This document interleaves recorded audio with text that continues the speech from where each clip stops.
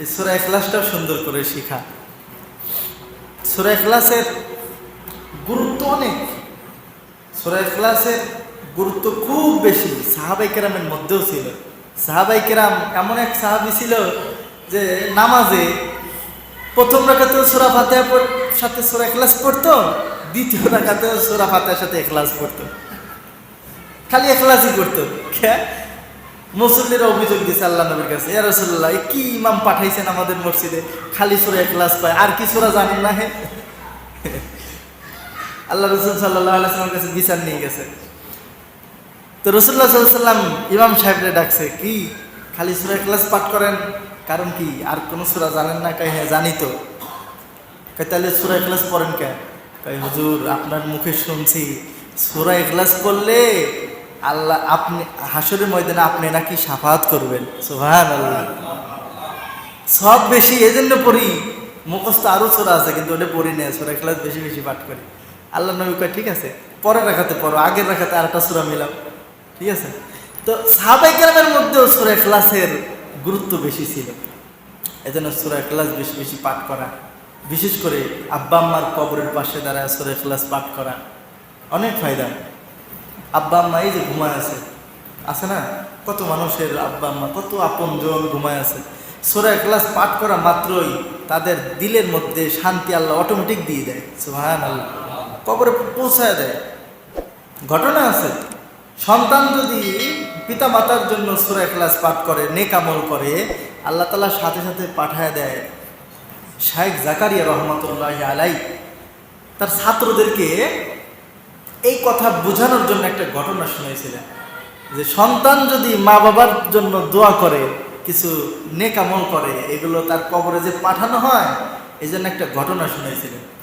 যে এক বুজুর্গ সারাদিন ওই কবরের পাশে দাঁড়ায়া কোরআন শরীফ পড়ছে, সূরা পড়ছে, দোয়া তাসবিহ পড়ছে। সে রাত্রে ঘুমাইছে, স্বপ্ন দেখতেছে সে যে দিনের বেলায় বিভিন্ন দোয়া তাসবিহ তাহলিল পড়ছে কবরের পাশে, এটার সওয়াব নেওয়ার জন্য স্বপ্ন যুগে দেখতেছে যে সওয়াবটা ফেরেশতারা পুটলা বানাইছে, এক একটা পুটলা কুরবানির গোশত যেরকম আলাদা আলাদা করে না, এরকম ব্যাগ ব্যাগ আলাদা আলাদা করছে, সবগুলো আলাদা আলাদা করে রেখে দিছে। কবরের বিভিন্ন কবর থেকে মুর্দারা সকলেই সিরিয়াল দিয়ে সব নিতেছে। সুবহানাল্লাহ, ফেরেশতারা ধরা দিতেছে, সব নিতেছে। লোকটা স্বপ্নে দেখতেছে, তো সকলেই নিতেছে। তাকায় দেখে দূরে একটা কবর, ওই কবরে এক মহিলা বসে আছে। ওই মহিলা আর ওই সিরিয়ালে আসে না। সকলেই সব নেয় কিন্তু ওই মহিলা সিরিয়ালে আসে না। তো উনি ওই কবরের পাশে গেছে, যা বলতেছে, কিরে মা, সকলেই সওয়াবের সিরিয়ালে দাঁড়ায় গেছে, তুমি সওয়াবের সিরিয়ালে দাঁড়াও নাই কেন? তোমার কি সওয়াব লাগবে না? হ্যাঁ, আমার তো সওয়াব লাগবে। আমি বসে আছি, আমার ছেলে আমার জন্য কোরআন পড়তেছে দুনিয়ার মধ্যে। সুবহানাল্লাহ, আমি কবরে বসে বসে পাইতেছি, আর ওই সওয়াবের হিস্সা তো ফেরেশতারা আমার কবরে দিয়েই যাবে, এজন্য আমি ওই সিরিয়ালে যাইনি। লোকটা জিজ্ঞাসা করতেছে, তোমার ছেলে দুনিয়াতে আছে? কয় হ্যাঁ আছে। কয় কোথায়, কোন গ্রামে? কয় অমুক এলাকায়, অমুক গ্রামে, অমুক এলাকার মধ্যে একটা বাজার আছে, এই বাজারের কোনায় একটা দোকান আছে, এই দোকানের মধ্যে আমার ছেলে বসে বসে কোরআন পড়ে। লোকটার ঘুম ভেঙে গেছে। সকালবেলা ওই স্বপ্ন যুগে মহিলার কাছ থেকে পাওয়া যায় লোকেশন, ওই এলাকায় গেছে। এলাকায় যা খুঁজতেছে যে দেখি অমুকের সন্তান অমুক এই বাজারে কোনো দোকান আছে কিনা। সন্তান নিতে নিতে দেখে যে হ্যাঁ, বাজারের এক কোনায় একটা দোকান। দূর থেকে তাকায় দেখতেছে কত সুন্দর ছেলেটার মুখে দাড়ি, হাতের মধ্যে তসবিহ।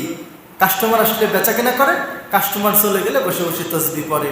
ছোট্ট একটা কোরআন আছে, কোরআন খুলে খুলে বসে বসে পড়ে। লোকটা যায় বলতেছে যে ভাই, আপনার নাম কি? কয় আমার নাম অমুক। কয় আপনার আব্বার নাম কি? কয় আমার আব্বার নাম অমুক। কয় আপনার মা মারা গেছে তাই না? কয় হ্যাঁ, আমার মা তো মারা গেছে। আপনি জানেন কিভাবে? কয় আমি স্বপ্ন যুগে দেখছি আপনার মা খুব সুখে আছে। সুবহানাল্লাহ, এই যে দোকানে বসে বসে একটু কোরআন পাঠ করতেছেন মায়ের জন্য, একটু তাসবিহ তাহলিল পাঠ করতেছেন, এই সবগুলো আপনার মা কবরে পাইতেছে। সুবহানাল্লাহ। এই কবরস্থানে আমারও মা ঘুমায় আছে। আজ থেকে 13-14 বছর আগে আমার মা মারা গেছে। তো সন্তান যদি মা বাবার জন্য কিছু করে এটা কবরে পায়। এজন্য মা বাবার জন্য, সওয়াব রেসানির জন্য নিজে সন্তান হয় একটু মা বাবার কবরের পারে দাঁড়ানো, মায়ের আত্মা শান্তি পায়, আব্বার আত্মা শান্তি পায়, আত্মীয় স্বজনের আত্মা শান্তি পায়। কবরের পাশে দাঁড়ায় বিশেষ করে যেই সূরাটা পাঠ করা দরকার সেটা হলো সূরাতুল ইখলাস। একবার পড়া মাত্রই এক কোরআন খতমের সব সাথে সাথে পৌঁছায় দেওয়া হয়। সুবহানাল্লাহ। এরকম কবরের পাশে দাঁড়ায় সূরা ইখলাস পড়বো তো ইনশাআল্লাহ।